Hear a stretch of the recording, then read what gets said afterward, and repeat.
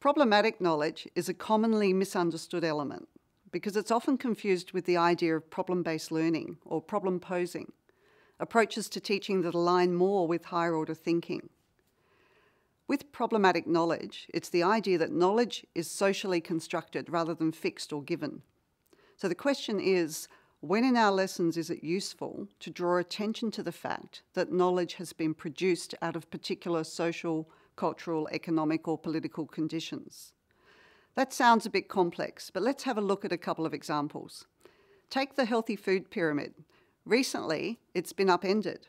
It used to be that we were supposed to have lots of grains and breads, but advancements in nutrition suggest that vegetables, fruits and legumes should form the base of the pyramid. Another example is the map of the world. There isn't a single map of the world. The Mercator map shows Africa and Greenland to be about the same size, whereas the Peters projection, a more contemporary map, shows continents and oceans according to their actual size.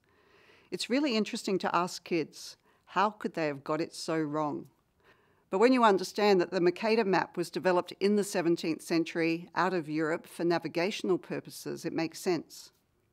Think also about how what is a planet has changed over time and the fate of poor Pluto.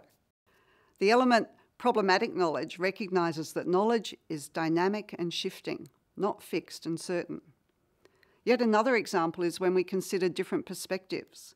When we teach the European settlement of Sydney, for example, and address the Aboriginal invasion perspective on those events, we're recognising multiple truths.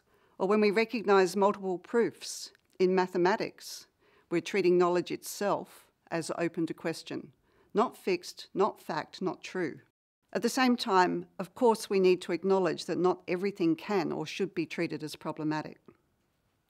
So in coding problematic knowledge, we're addressing the degree to which knowledge in a lesson is treated as fixed, as fact, with a single right answer, or treated as open to question and constructed over time.